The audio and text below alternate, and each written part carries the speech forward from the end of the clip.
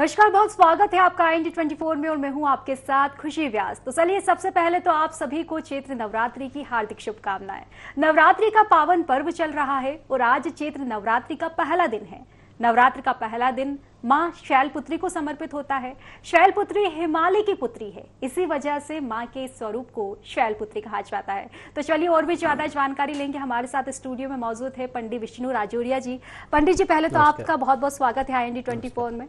तो जैसा कि आप सभी को पता है, नवरात्रि का पहला दिन यानी कि मां शैलपुत्री का दिन है, लेकिन इसी के साथ इस बात को हम ना भूलें कि नवरात्रि के पहले दिन से ही नवरात्र पर्व की शुरुआत होती है। ऐसे में देखा जाए तो आज घट स्थापना का काफी महत्व होता है। घट स्थापना होती है और उसके बाद में 9 दिन की जो पूजा होती है उसकी प्रक्रिया की शुरुआत होती है। तो चलिए सबसे पहले पंडित जी से हम जानना चाहेंगे कि पंडित जी, भक्त सभी आज घट स्थापना करेंगे, तो किस प्रकार से घटों की आज स्थापना की जाए? देखिए, वासंती नवरात्र कहलाता है ये, क्योंकि बसंत ऋतु में आता है। वासंती नवरात्र का प्रथम दिवस गुड़ी पड़वा, वर्ष प्रतिपदा और नव संवत्सर का शुभारंभ सब इसी दिन से होता है। और हमारे सनातन धर्म की मान्यता है कि इसी दिन सृष्टि की उत्पत्ति हुई थी। तो यह युगादि तिथि भी है। इस दिन प्रातःकाल स्नान आदि करके संध्योपासन करने के उपरांत अपने घर में जो देवालय है, जो देव स्थान है, ईशान कोण में स्थित होता है, उसमें गोमय गोबर से लीप कर या गंगा जल से पवित्र करके उस स्थान पर पूजन की व्यवस्था जमाएं, चौकी लगाएं, भगवती का आसन लगाएं और कलश, गणेश, गौरी और देवी जी की प्रतिमा यथोचित जैसी आपके घर में उपलब्ध हो, धातु की अथवा चित्रमयी हो, उसको वहाँ पर आवाहित करके स्थापित करें। और गणेश गौरी का पूजन के कलश पूजन करके, कलश जो होता है वो घट के रूप में स्थापित होता है। तो मिट्टी का घट सबसे उचित रहता है। मिट्टी का घट मिट्टी के ऊपर ही रखें, उसमें थोड़े से जौ अथवा गेहूँ उसमें लगा कर रखें, जिसमें ज्वारे उत्पन्न हो जाएंगे स्वतः ही। और अखंड दीप स्थापित करें। इस तरह से पंचोपचार विधि या षोडशोपचार विधि से भगवती की अर्चना करें। जी पंडित जी, तो बिल्कुल जिस तरह से पंडित जी ने बताया, घट स्थापना की जो प्रक्रिया है काफी महत्वपूर्ण होती है और पूरी प्रक्रिया आपको बता दी गई है। पंडित जी, ये भी जानना चाहूंगी कि नवरात्रि का पर्व आज से शुरू हो गया है, आज सभी घट स्थापना करेंगे, तो कौन से ऐसे शुभ मुहूर्त है जब घट स्थापना की जाए? देखिए, आज प्रातःकाल की बेला से ही घट स्थापना प्रारंभ हो जाएगा।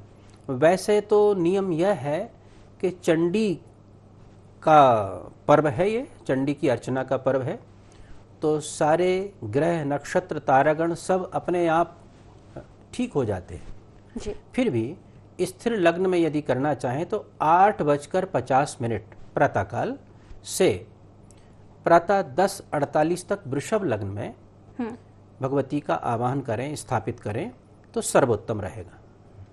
तो बिल्कुल पंडित जी ने बताया कि प्रातः 8 बजे से अगर घट स्थापना शुरू करेंगे तो काफी ही महत्वपूर्ण रहेगा। 8:50 से 10:48 जी, तो काफी सिद्ध होगा। तो पंडित जी, जैसा कि आज पहला दिन है और पहले दिन नवरात्रि का माना जाता है कि शैलपुत्री का होता है, माता शैलपुत्री की आज पूजा अर्चना की जाती है, तो ऐसे में मैं जानना चाहती हूँ, भक्तों को भी बताना चाहती हूँ कि कैसा शैलपुत्री का आखिर स्वरूप होता है, कैसी उनकी महिमा होती है? शैलपुत्री हिमाचल नाथ की पुत्री हैं जी। तो शैल राजा, शैल हिमाचल पर्वतों के राजा हैं और उनकी पुत्री हैं, इसलिए उनका नाम शैलपुत्री है। और इसके पीछे बड़ी व्यापक कथा भी है जी। संक्षिप्त स्वरूप उसका यह है कि गौरी अथवा पार्वती भगवान शिव की अर्धांगिनी है जी। जब हिमाचल नाथ ने यज्ञ किया, उस यज्ञ में भगवान शिव को आमंत्रण नहीं भेजा, तो उनकी अर्धांगिनी को भी नहीं भेजा, लेकिन भगवान शिव से आज्ञा लेकर वह उस यज्ञ में सम्मिलित होने पहुंच गई थी। लेकिन वहां उनको यथोचित मान सम्मान न मिलने से उन्होंने अपने आप को आहुति प्रदान कर दी थी। यह कथा बहुत प्रचलित है, बड़े व्यापक रूप में प्रचलित है। उससे कुपित होकर भगवान शिव ने उस यज्ञ को विध्वंस कर दिया था। फिर राजा दक्ष ने वो यज्ञ किया था। फिर पुनः उन्होंने अवतरित हुई और हिमाचल नाथ के घर में उन्होंने जन्म लिया और घनघोर तपस्या करके फिर भगवान शिव को पति के रूप में प्राप्त किया। इस तरह से वो शैलपुत्री कहलाई। शैलपुत्री भगवान शिव के साथ वृषभ पर आरूढ़ रहती है, तो वृषभारूढ़ा भी उनको कहा जाता है, वृषभ आरूढ़ा कहा जाता है। और बड़ी शांत चित्त हैं और भक्तों को वरदान देने वाली देवी हैं शैलपुत्री। इसलिए इनके स्थान हमेशा पर्वतों पर मिलते हैं। बड़े बड़े पर्वतों पर जो देव स्थान भगवती के होते हैं वो सब शैलपुत्री के रूप में ही होते हैं। इसलिए उनकी अर्चना करने से व्यक्ति को अचल प्रतिष्ठा प्राप्त होती है। जैसे पर्वत के समान उसकी प्रतिष्ठा भी उच्च कोटि की होती है। तो जैसा कि पंडित जी ने बताया है, काफी ही अद्भुत स्वरूप जो है माता का होता है। शांत चित्त माता रहती है। शैलपुत्री कहा जाता है क्योंकि हिमालय की वो पुत्री है और कहा जाता है कि पहाड़ों पर ही उनका निवास होता है। तो देखा जाए तो काफी अद्भुत जो है चरित्र और काफी अद्भुत रूप जो है माता का है। पंडित जी से और भी ज्यादा जानकारी लेंगे। पंडित जी, आज से नवरात्रि की शुरुआत हो रही है और शैलपुत्री माता की आज पूजा अर्चना की जाएगी। भक्तों के मन में एक संशय रहता है कि कितनी बार आखिर पूजा की जाए, क्योंकि नवरात्रि पे तो 24 घंटे ज्योत जलती ही है, लेकिन फिर भी एक संशय रहता है कि आखिर कब और किस समय माता की पूजा की जाए। देखिए, यह विशेष पर्व है जी, तो विशेष पर्व में दैनिक जो हमारा क्रम रहता है उससे थोड़ा हमको और अधिक अच्छा क्रम रखना चाहिए, मजबूत क्रम रखना चाहिए। अगर हमने देवी जी का आवाहन अपने देव स्थान में किया है तो प्रातः और संध्या 2 बार उनकी अर्चना अवश्य करनी चाहिए। वैसे तो नियम हमारे यहाँ 8 याम पूजा करने का है, लेकिन सदगृहस्थों को प्रातःकाल और सायंकाल, मध्याह्न में भोग अवश्य उनको अर्पित करना चाहिए। तो प्रातःकाल संध्योपासन के उपरांत भगवती की अर्चना करें। मैंने जैसा कि पहले कहा है, पंचोपचार विधि या षोडशोपचार विधि हमारे सनातन धर्म में बहुत लचीला है। जो हमारे घर में उपलब्ध सामग्री है उसी से हम भगवती की आराधना कर सकते हैं। फिर भी भगवती को जो प्रिय वस्तुएं हैं, जैसे रक्त चंदन, इत्र और जायसोन के पुष्प, कनेर के पुष्प और हलवे का भोग, ये सब आसपास हमारे पर्यावरण में घरों के आसपास उपलब्ध हो जाती हैं ये सब वस्तुएं। और हलवा अपन घर में बना ही सकते हैं।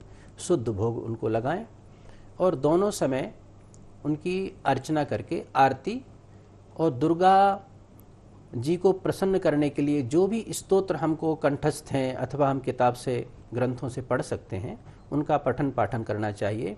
और सात्विक वृत्ति में उनको अपना पूरा दिन निर्वाह करना चाहिए। व्रतोपवास रख सकते हैं, आपका शरीर सक्षम है तो व्रत उपवास भी करें, एक समय व्रत करें अथवा पूरे समय का व्रत करें। और व्रत नहीं कर सकते हैं तो भगवती की पूजा अर्चना करने के उपरांत जो निश्चित आहार है उसको ग्रहण करें। इस तरह से अर्चना करने से मन वचन कर्म से व्यक्ति पवित्र होता है, शुद्ध होता है और अपने लक्ष्यों को प्राप्त करने में सफल होता है। जी बिल्कुल पंडित जी, देखा जाए तो 9 ही देवियों की अपनी अपनी मान्यताएं हैं, अपनी अपनी महिमाएं हैं। लेकिन अगर खास तौर पर देखा जाए, क्योंकि आज हम माता शैलपुत्री की बात कर रहे हैं, पहला दिन है, पहला दिन उनको समर्पित रहता है। ऐसे में जानना चाहूंगी, भक्त आज पूजा अर्चना माँ शैलपुत्री की करेंगे तो क्या कुछ पूजा विधि उनकी रहती है? देखिए, उसका उल्लेख मैं कर चुका हूँ। सर्वप्रथम भगवती का आसन लगाकर वहाँ पर घट स्थापन, गणेश गौरी का स्थापन करके फिर पूजन आरंभ करें। सर्वप्रथम गणेश जी का पूजन होगा, गौरी का पूजन होगा, तत्पश्चात वरुण देवता का उस घट में पूजन होगा, फिर भगवती की आराधना करें।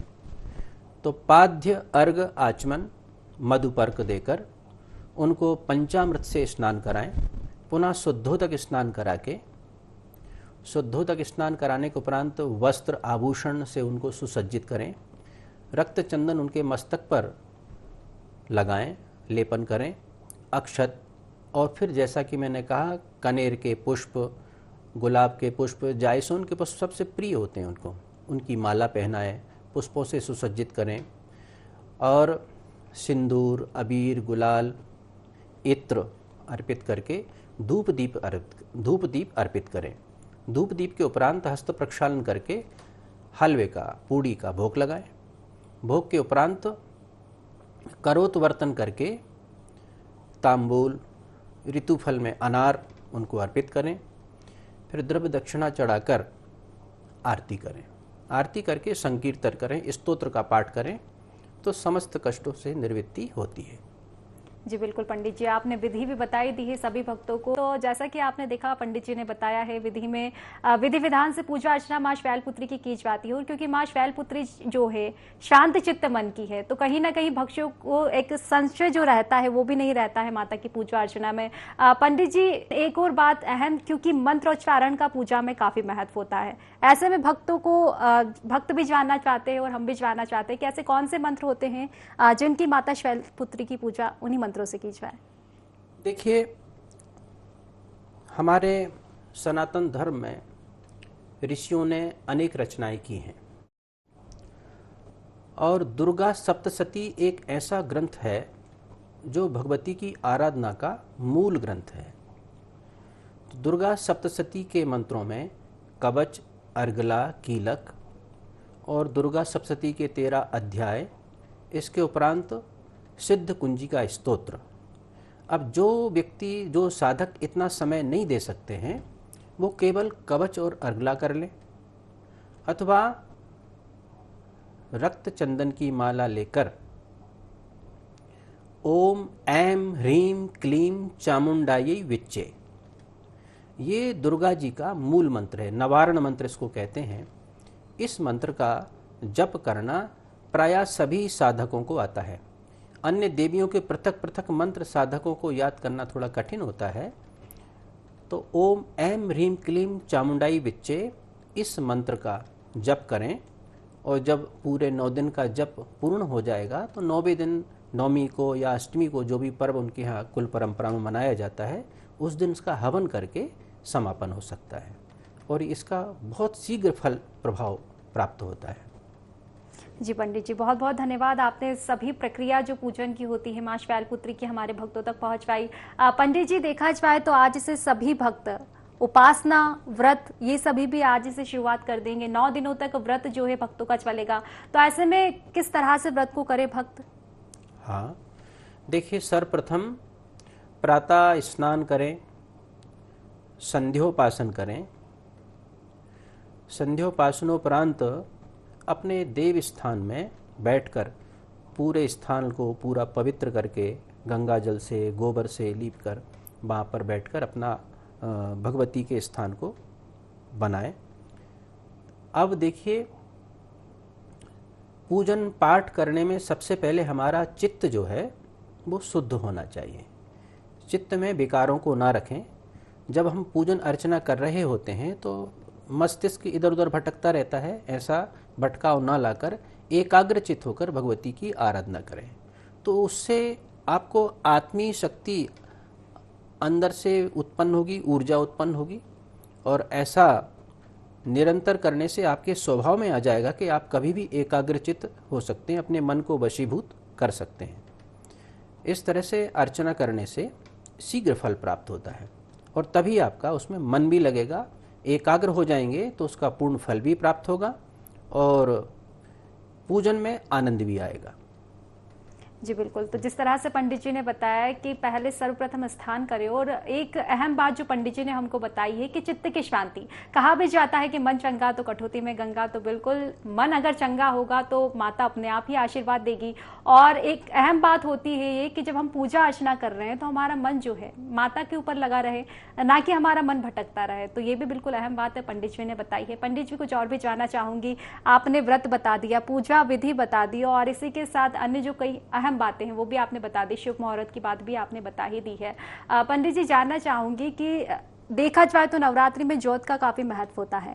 9 दिन जो है माता की जोत जो है जलाई जाती है, लेकिन जोत को लेकर भी काफी संशय जो है भक्तों में रहता है। पहली बात तो ये कि जोत जो है घी की लगाएं या फिर तेल की लगाएं, और इसी के साथ कहा जाता है कि जो जोत होती है वो खंडित नहीं होना चाहिए 9 दिनों तक।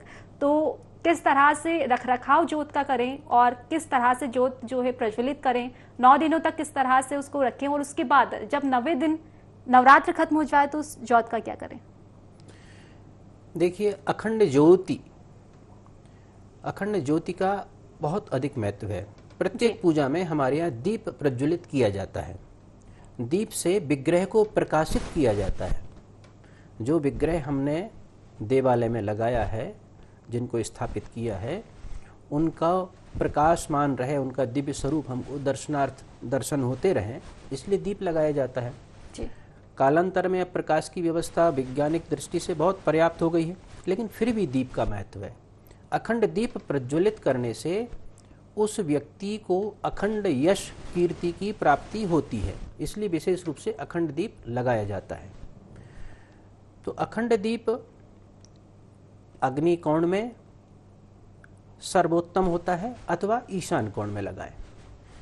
अब घी का और तेल का इसमें कोई गतिरोध नहीं है। आप घी का दीपक भी लगा सकते हैं और तेल का भी लगा सकते हैं।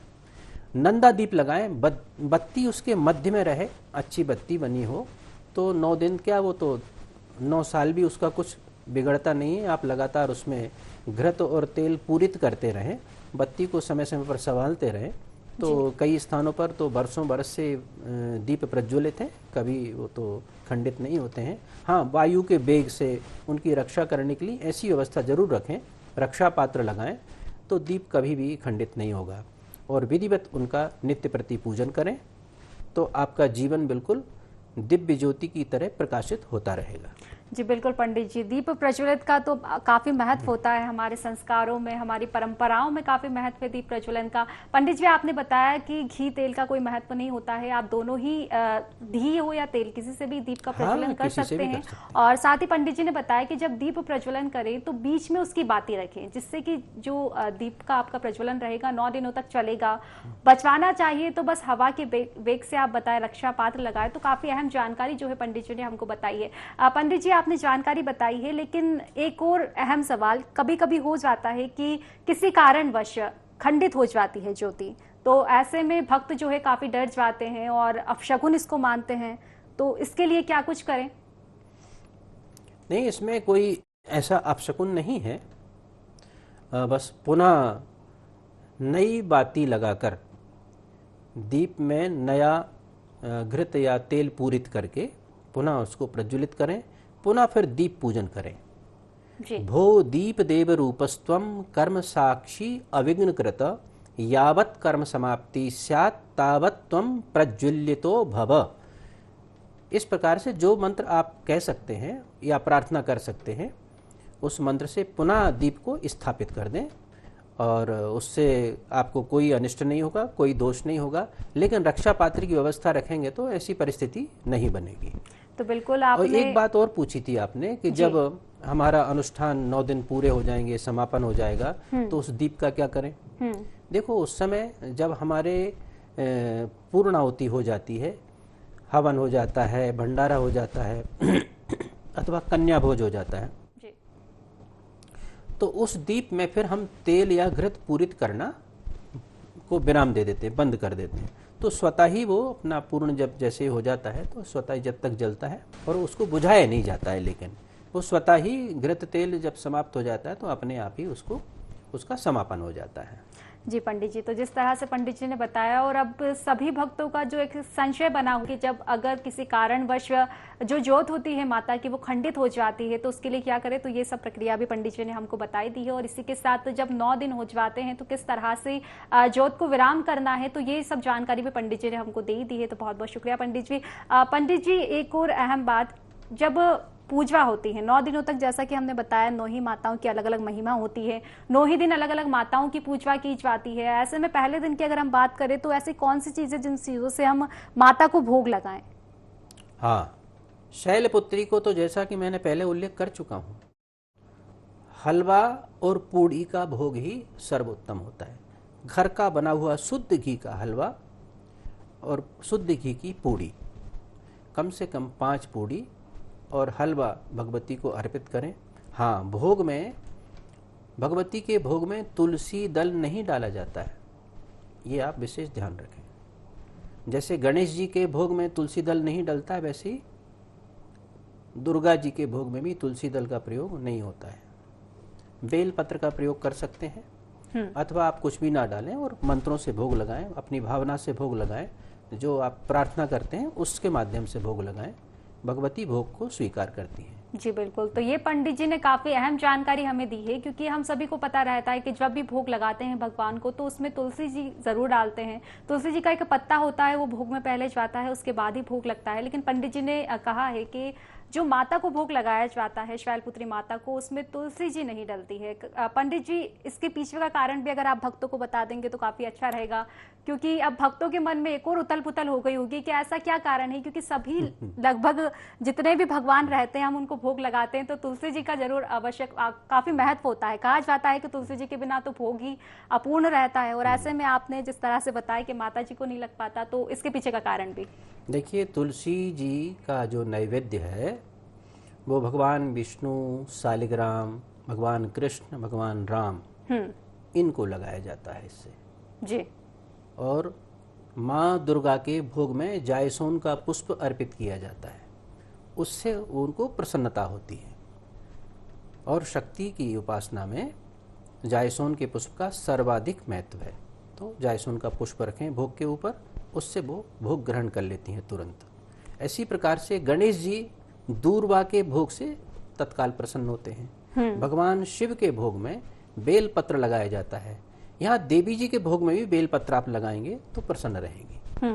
सर्वोत्तम पक्ष है कि जायसोन का पुष्प रखें।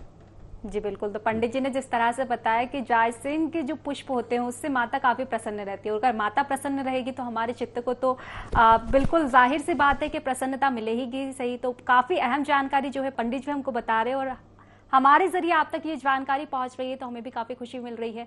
पंडित जी, जैसा कि माना जाता है कि माता को तो विशेषकर लाल ही पुष्प चढ़ाए जाते हैं, लाल पुष्प से ही माता प्रसन्न रहती है। लेकिन अगर माता शैलपुत्री की बात करें तो सफेद पोशाक में वो विराजमान है, तो ऐसे में जायसोन के पुष्प सफेद भी आते हैं जी। हाँ, श्वेत पुष्प भी उनको अर्पित कर सकते हैं, लेकिन रक्त पुष्प तो देवी को अर्पित करते ही हैं। जी बिल्कुल, तो रक्त पुष्प जो है माता को आप चढ़ाएं तो उससे माता भी प्रसन्न रहेगी और हमारे चित्त को भी प्रसन्नता मिलेगी। पंडित जी, पहले दिन की अगर हम बात करें, घट स्थापना आपने बताई, घट स्थापना का मुहूर्त आपने बताया, और काफी एक अहम बात जो ज्योति रहती है, जो कि चलती रहती है 9 दिनों तक, आपने उसके बारे में काफी अहम जानकारी हमारे भक्तों तक पहुंचवाई है। लेकिन पहले दिन की अगर हम बात करें तो इसमें एक चीज और छूट रही है, वो होती है ज्वारे जी। ज्वारे जो बोए जाते हैं नवरात्रि के पहले दिन, ज्वारे बोए जाते हैं जो कि 9 दिनों तक बोए रहते हैं, तो उसकी क्या कुछ प्रक्रिया है, किस तरह से ज्वारे जो है वो बोए जाए, और क्या उससे पहले भी कोई पूजा होती है, और जब पूजा हो जाए 9 दिनों तक ज्वारे बोए रहे उसके बाद में हवन के बाद जिस तरह से आपने ज्योत का बताया, तो ज्वारे का भी महत्व बताइए कि क्या कुछ। ज्वारे लगाने के लिए नियम अनुसार 3 मिट्टी के पात्र होने चाहिए जी। मिट्टी के पात्र में उनको पवित्र करके धो के, उनको गोबर से थोड़ा लेपन करके, फिर शुद्ध स्थान की मिट्टी लाकर उनमें डाला जाता है, और तो गाय का गोबर भी थोड़ा मिलाया जाता है, सूखा गोबर, कंडे का टुकड़े उसके भाग मिलाए जाते हैं। फिर जल सिंचन करके जल में जौ अथवा गेहूं को भिगोकर, जो कि थोड़े समय पूर्व रख देना चाहिए, 1-2 घंटे पहले उनको भिगाकर रख देना चाहिए।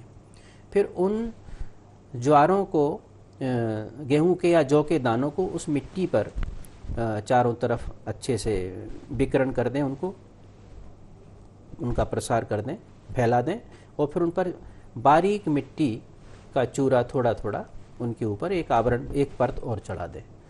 परिणाम ये होगा कि बहुत अच्छे ज्वारे उत्पन्न होंगे और उनके आकार प्रकार बहुत अच्छा होगा, बहुत हरे होंगे। तो जिस प्रकार से वो ज्वारे हरे होते जाएंगे, बड़े होते जाएंगे, उसी प्रकार से उस घर परिवार में आनंद की वृद्धि होती जाएगी। घर परिवार की संतति की वृद्धि, संतति के सुख सौभाग्य की वृद्धि, जो भी मनोभिलाषित उनके मन में इच्छा है, कामना है, वो सब जैसे जैसे द्वारे गतिशील होते हैं और उनकी मनोकामनाएं पूर्ण होती हैं, भगवती प्रसन्न होती हैं। तो बिल्कुल पंडित जी ने हमारे पूछने से पहले ही बता दिया है, क्योंकि जिस तरह से मैंने ज्वारे का जैसा ही आपसे सवाल लिया था तो कहीं ना कहीं भक्तों को मन में ये भी बात आई होगी कि आखिर ज्वारे का क्यों महत्व है, आखिर क्यों ज्वारे लगाए जाते हैं। तो जैसा कि पंडित जी ने बताया कि जैसे ही अन्न की उत्पत्ति होगी वैसे ही सुख समृद्धि की उत्पत्ति होगी। तो तमाम जानकारी पंडित जी ने हमसे साझा की और आशा है कि सभी भक्तों को भी आपकी जानकारी जो है अच्छी लगी होगी और इसी प्रकार से पूजा अर्चना करेंगे। तो बहुत बहुत शुक्रिया पंडित जी, तमाम जानकारी आपने हम तक पहुंचाई और इसी के साथ आपको भी चैत्र नवरात्रि की हार्दिक शुभकामनाएं। तो जिस तरह से पंडित जी ने बताया नवरात्रि का काफी महत्व होता है। पहले दिन यानी कि मां शैलपुत्री की आज पूजा अर्चना की जाएगी, विधि विधान से पूजा अर्चना की जाती है। पंडित जी ने बताया कि लाल जो पुष्प रहते हैं वो माता को अर्पित किए जाते हैं और इसी के साथ तमाम जानकारी हमने आप तक पहुंचाई दी है। तो फिलहाल मुझे दीजिए इजाजत और आप बने रहिए IND 24 के साथ। नमस्कार।